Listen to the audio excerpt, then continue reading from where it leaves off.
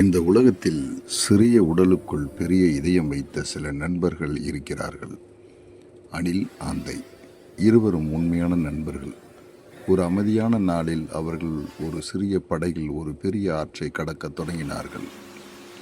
ஆறு அமைதியாக தெரிந்தாலும் அதன் அடியில் 1000 ரகசியங்கள் உறங்கிக் கொண்டிருந்தன. காற்று கனமாக மாறியது, நீர் மெதுவாக சுழலத் தொடங்கியது.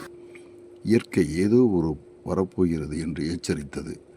அச்சமயம் ஆற்றின் நடுவே ஒரு அபூர்வ சக்தி வெடித்தெழுந்தது. நீரிலிருந்து எழுந்தாள் காளி தேவி. கண்களில் தீ, கையில் வாள், சுற்றிலும் தெய்வீக ஒளி.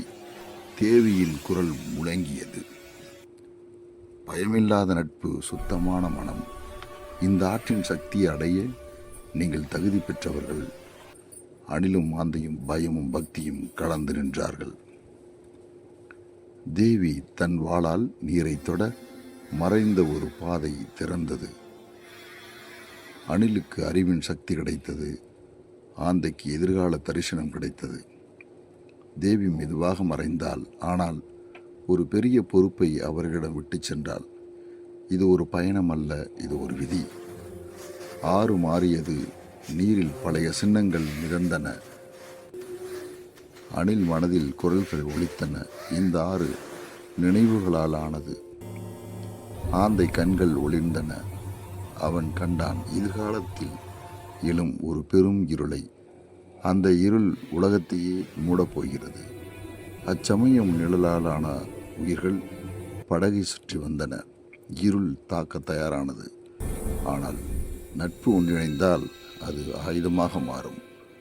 அணிலும் ஆந்தையும் ஒரே மனமாக நின்றார்கள். ஒளி வெடித்தது. நிழல் கரைந்தது. ஆறு மீண்டும் அமைதியானது. கரையில் ஒரு மறைந்த காளி கோயில் வெளிப்பட்டது. மணி தானாக ஒலித்தது. தேவியின் குரல் கேட்டது. இந்த கோயிலை காக்கும் பொறுப்பு இனிமேல் உங்களுடையது. அணிலும் ஆந்தையும் சத்தியம் செய்தார்கள். அவர்கள் கோயிலுக்குள் நுழைந்தனர். விளக்குகள் தானாக எரிந்தன. சுவர்களில் அவர்களுடைய கதையே பொறிக்கப்பட்டிருந்தது. பழிக்கரைகள், கருப்பு மந்திர தடயங்கள். ஆந்தை மெதுவாகச் சொன்னது, இங்கே சக்தி தவறாக பயன்படுத்தப்பட்டது. அச்சமயம் கருப்பு சாது எழுந்தான். காளி சக்தி எனக்கே என்று அவன் பயங்கரமாக சிரித்தான். கருப்பு மாயை வீசப்பட்டது. அணில் தன் அறிவால் பதிலடி கொடுத்தான். ஒளியும் இருளும் மோதின. ஆந்தை தன் சக்தியை முழுமையாக பயன்படுத்தினான். நட்புக்காக எதிர்காலத்தையும் இழக்க தயார் என்று அவன் சொன்னான். ஒரு பெரும் ஒளியில் கருப்பு சாது சிலையாக மாறினான். ஆனால் தேவியின் குரல் எச்சரித்தது, இது ஆரம்பமே. வானம் பிளந்தது. சிவப்பு நட்சத்திரம்